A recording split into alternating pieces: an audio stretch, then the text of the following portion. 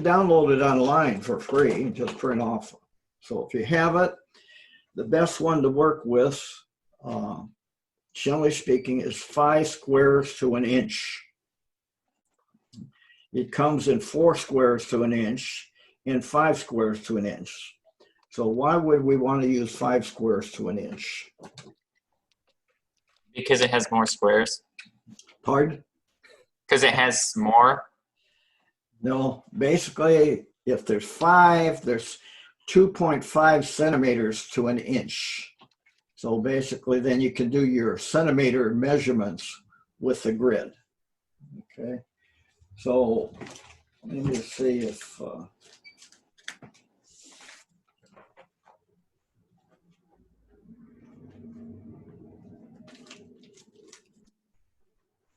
see that chart.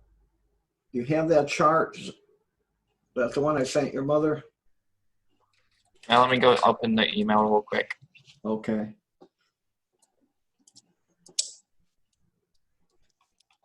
And while you're doing this, I'm going to see if I can bring it up again. I had it ready to go, and then for some reason lost it.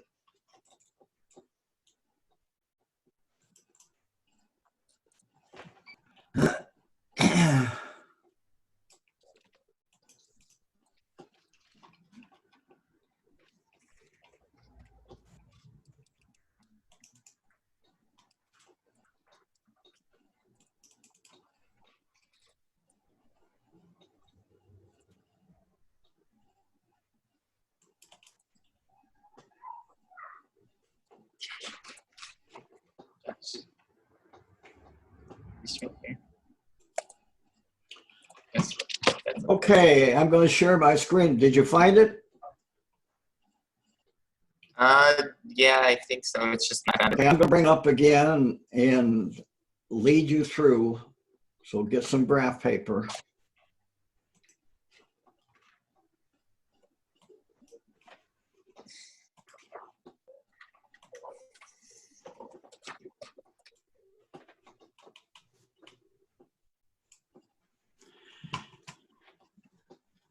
And by the way, if you see my screen, I'm going to show you a little trick here. I'm going to do a right click on my desktop, and up comes View. And on View, I'm going to go down to the bottom where it shows Show Desktop, and you'll see my icons go away, right? Mm-hmm. Which is a good idea when you're doing over the web like this. So nobody knows what's all on your computer and so on. So, okay, are you seeing my share screen now? Yeah. Okay. Okay, there it is. Now, what I'm leading you into now, we have done straight takeoff and lands. And then in one of the Python programs that you have is we did a box. I call it a square. Okay. So far we've worked in what is called 2-dimensional, whereas the Tello flies in 3-dimension. And just as a matter of interest, if you want to look up, the new Windows actually has a Paint 3D that does 3-dimensional stuff, which means you can paint with it. It's a free program, and actually take it into your 3D printer.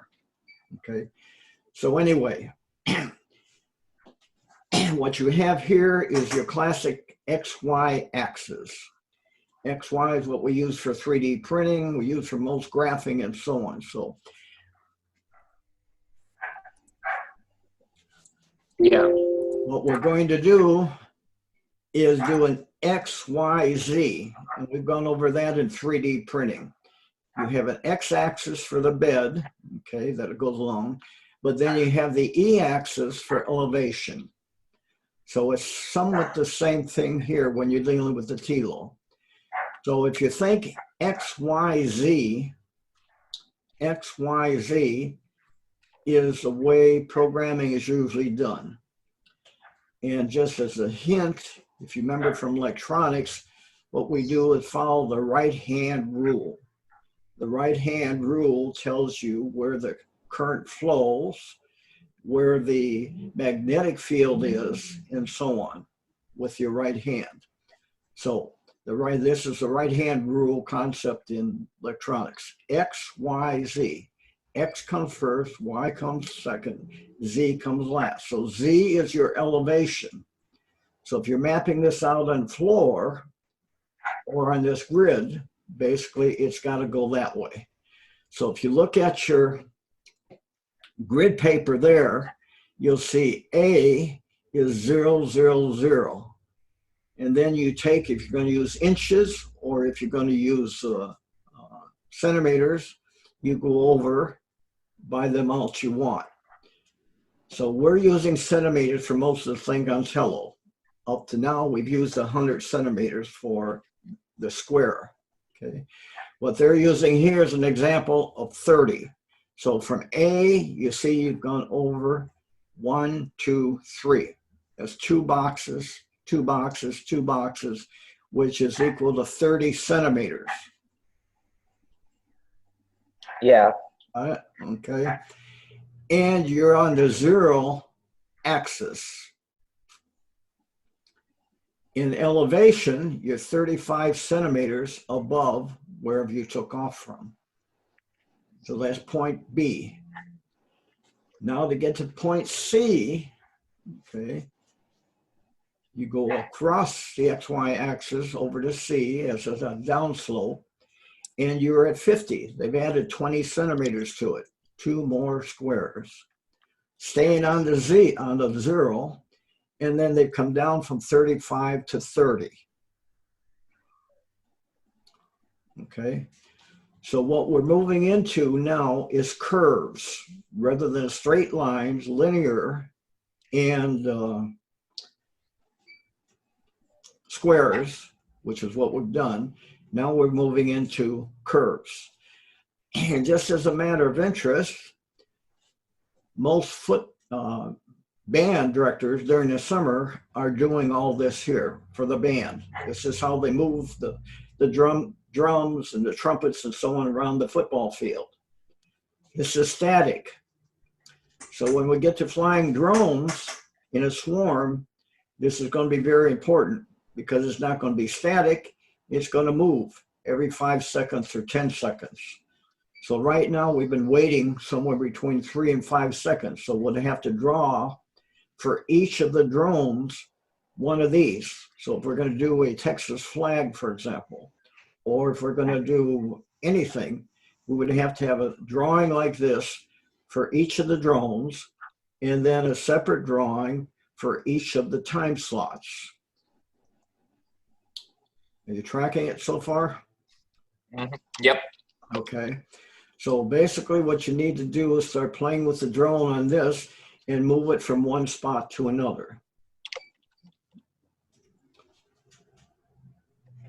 Okay. And they're going to cut me off at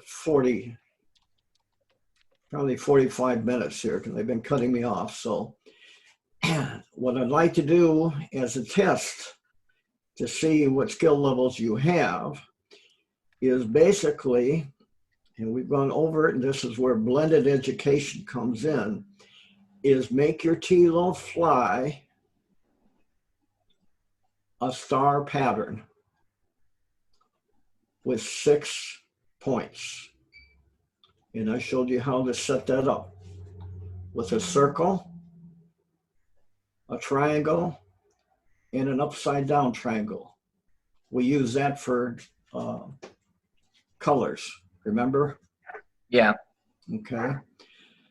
So then what you have to do is figure out with a graph paper like this or something, that one's relatively easy compared with these other ones, is you're going to have to figure out your angles.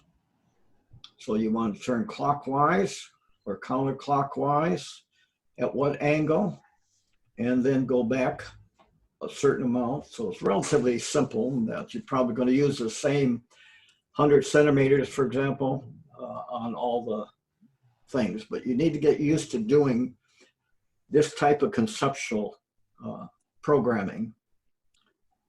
And then next week, I'd like to see the drone fly it, right? However, what comes in after that is you've got to put it into a program. And we've used drone blocks before.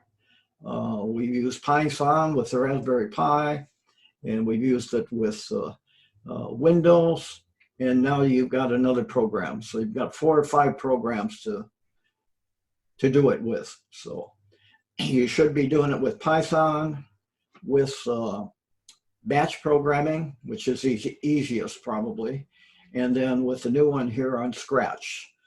Also, on most of these programs that you're working with, is you can not duplicate, you can double your screen where you see Scratch on the left, and it will do the Python programming for you.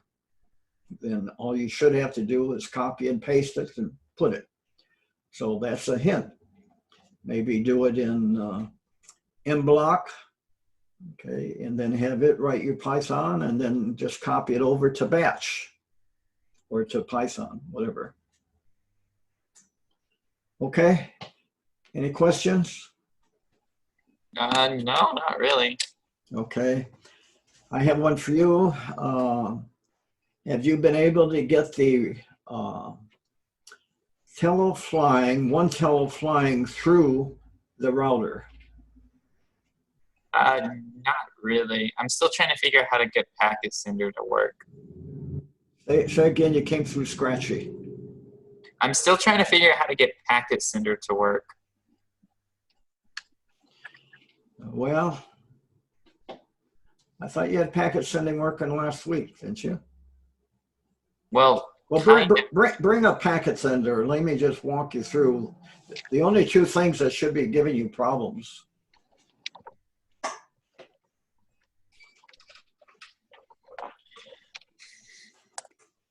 It's in the setup.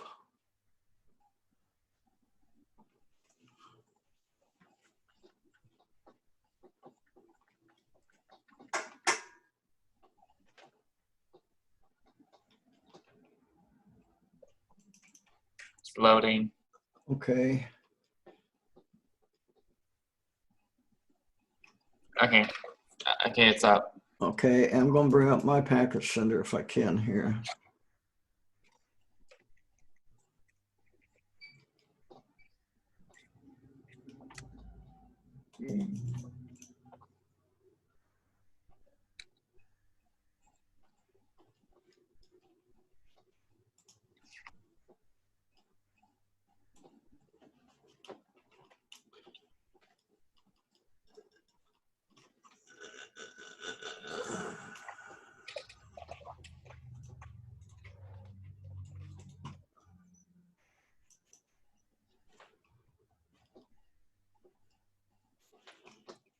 Now I got to bring my icons back so I can see them.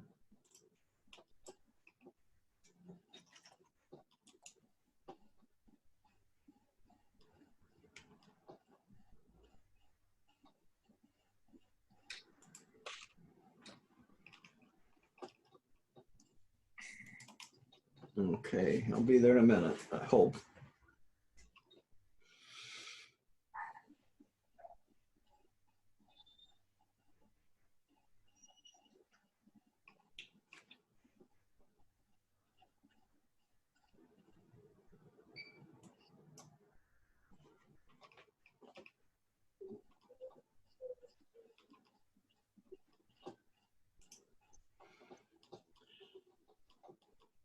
Okay, mine's there. So, whoop, I keep losing it for some reason.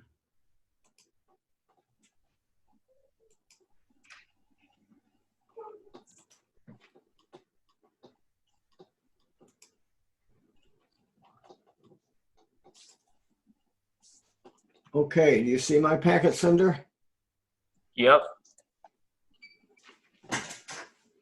Let me bring it over some, it's too big.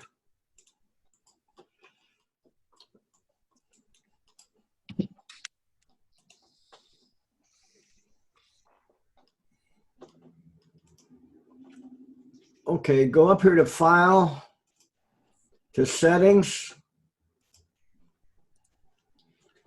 And first thing, check that.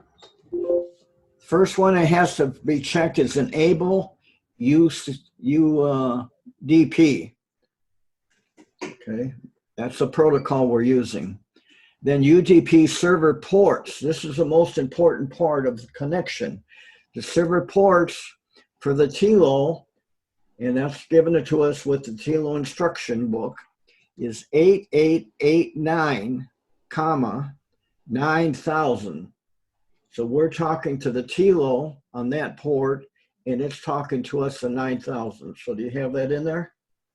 Yeah, enable UDP servers. Right, yeah. And then UDP service ports. What number? Do you have the numbers in there? No, what's the numbers? Okay, and again, you're probably going to have to get these from your TLO manual, but anyways, 8889, 8889. Okay. That's the way the TLO talks to you. So any program that you got to send to the TLO, that's how you're gonna talk to it. Then comma, space, and then 9000. And that's the way the TLO talks to you. Yeah. Now, this is not the video, and this is not the telemetry. This is the way you control the TLO, and it talks back to you and says, okay, I got it. Okay, so make sure you're on IPv version 4 over on the right side, not on 6. Right? Yeah. Right at the top. Okay, most of us are still using 4. Okay, at least in the United States and where I live here. So what do I put it in? Just make sure the button with IPv4 is clicked. Okay.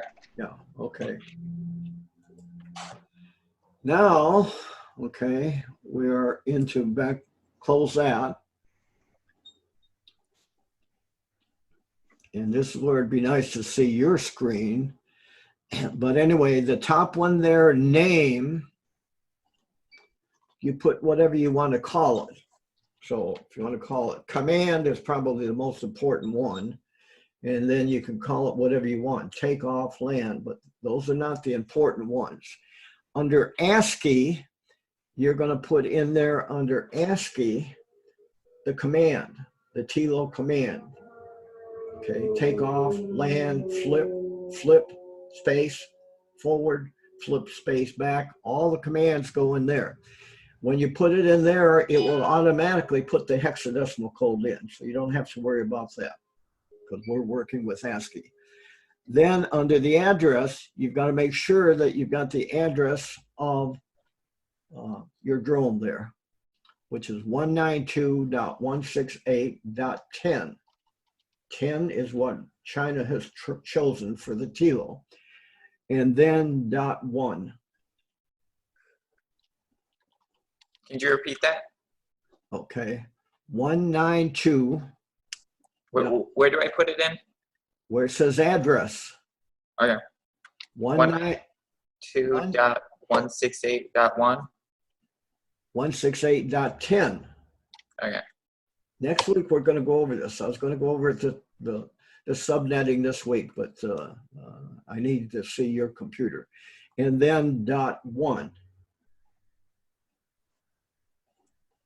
Wait, so 192.168.10.1. No.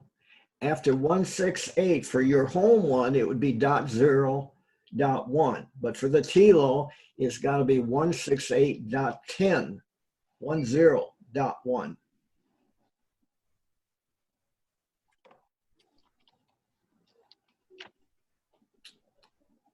This is where you really need to read the TLO SDK book. It's only about 3 pages or 4 pages. Okay? Okay. Okay, and then it says port. Well, we just learned that the port that we're going to talk to the TLO is 8889. That's why you have to have it in the settings. And then delay is 0. And then the other setting is relatively important. It said we're using outdated and old technology, UDP. So you have a choice of UDP or TCP, but you want UDP. That goes back to around 1999, something. And then when you have your drone there, you can test it by doing a send, and your drone will answer back. But the best thing to do is just go ahead and save it.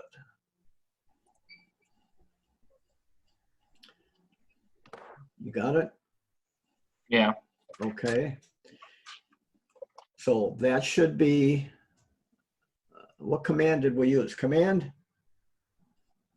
I just put, The first one should be command, because that's the one you got to click first to see if the Tello's ready to go. And it'll come back with an answer of okay. If you don't get okay, then it ain't going to go. And the second one, okay, what we did for make it easy is just do takeoff. So go back to the top on name and put takeoff. okay. And then how do you put the command in though? Say again. How do you how do you send like the commands? Just write command out, COMMAND. Okay. And then what? Well, where are we at? I thought we were through there. Well, yeah, okay, but then what do you, like, so now that I've put command in, what does that do? Okay, what I recommended doing the next one, you just do takeoff. In the name, we're going to do a second one. Did you save it? Yeah. Okay, then have a second one for takeoff. So put it name, takeoff.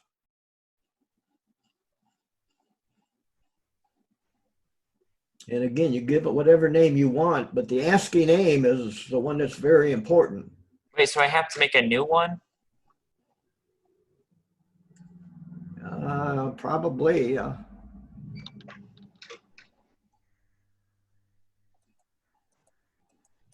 When you save it, it should come up blank, I think, shouldn't it?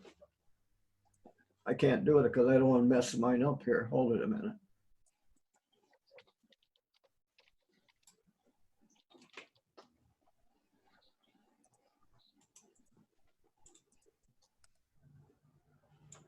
Did it?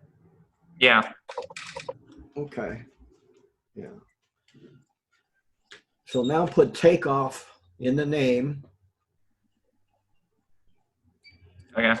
And then in ASCII, that is a real command from Tello, from the company, and that is takeoff, TAKEOFF. So the name can be whatever you happen to like to call takeoff. Takeoff from home, takeoff now. But this is the command that you're going to send. And once you type that in, it's put the hexadecimal. And again, you've got to make sure the address is there, which will be the same. You're going to talk to the same drone for one whole session.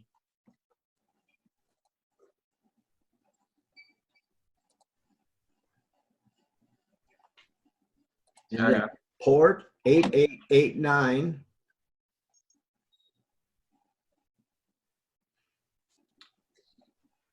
And resend delay is 0.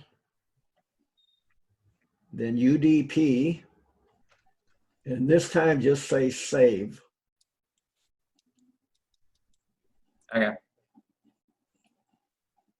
Okay, now let's go to command and hit command.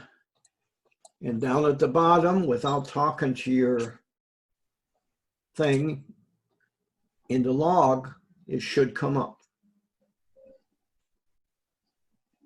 Okay, I see it. Okay.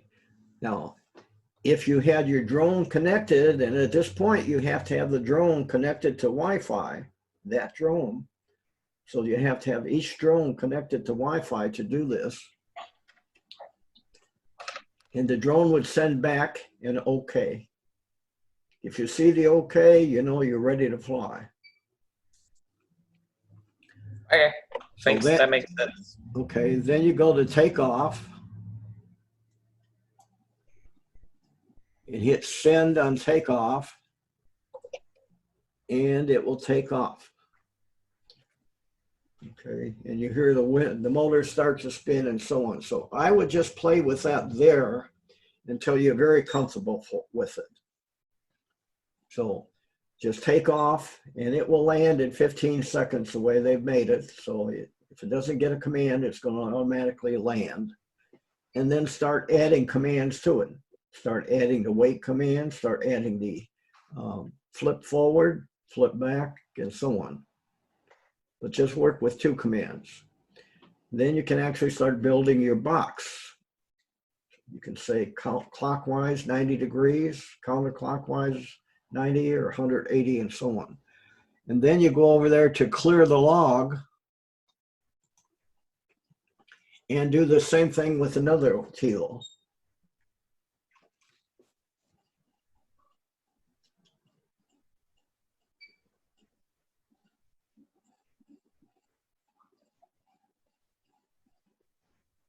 And then next, this is where you're kind of going to have the manual there. Look, but I'm going to tell you how to do it.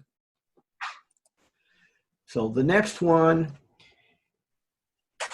is what you need to do is you tell the Tello, I want to change your name and I don't want to talk to you anymore.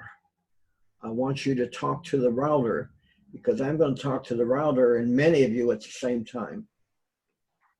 You got it?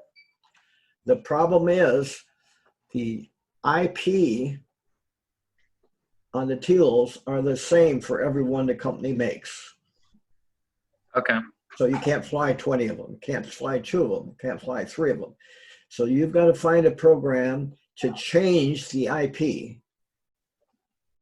Okay, and that's how we're going to do it with the router. The router is going to change them. So you'll make Tello number 1 in, for example, Tello 120, Tello EDC 450, whatever, into 122.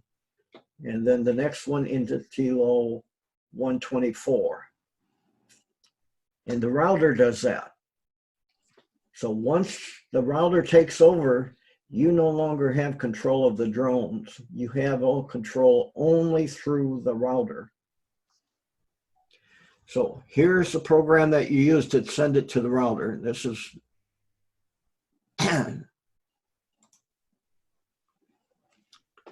so under the name, you put the name of your router.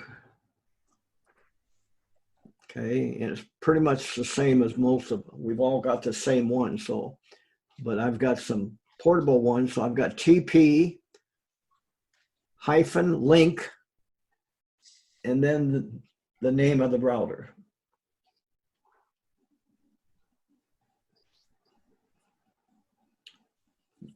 That's the name for you, okay? Now comes the ASCII.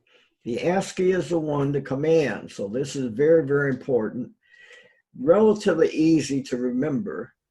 If you remember, I went over what a router does. A router does about 5 different things. So a router is a lot more than a router, okay? The main thing is the router is what we call an AP, access point. So when you set up the router, you set it up as an AP, not as a router, not as a hotspot. Therefore, your command has to be AP. Got it? Got it. Okay, AP means access point. Okay, and then a space, and then the name of your router.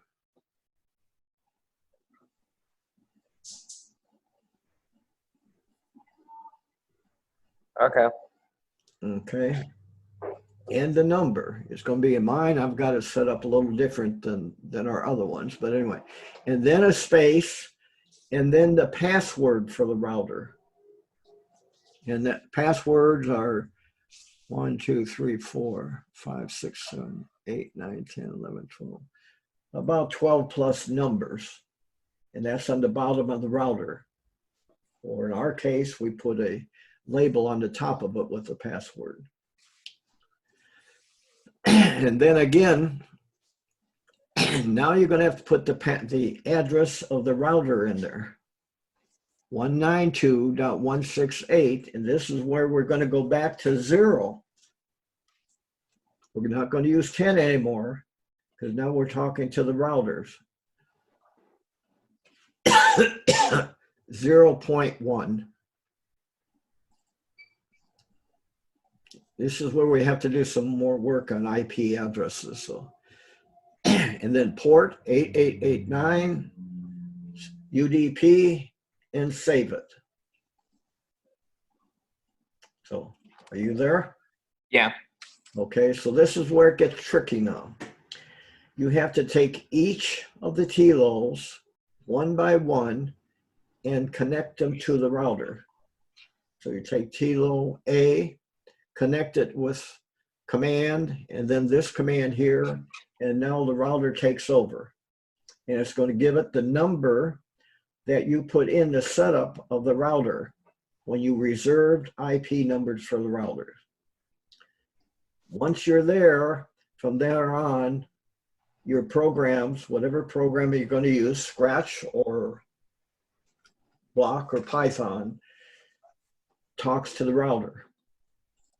And all those commands then that you made for these programs will send those commands to the router, and all the drones will do the same thing. A little bit involved, but supposedly it works. Somebody in Taiwan has got 100 kilos flying in a gym, all with a helicord, lights on top of them. So, okay.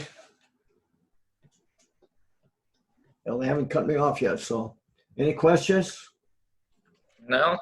Okay, it gives you a lot to play with. Yep. Okay, Bye. teach your brother, because basically you're going to need a team when we get over, 1 or 2 kilos. The problem is these batteries go dead so quick. The battery only takes about 12 to 13 minutes, and at 50%, it won't do flips. So it starts losing power very quickly once it's in the air. So you've got to have everything set up and ready to go before you start any of this manipulation. So, okay, let me get rid of my screen share here. Okay. Okay, Bye. see you next week.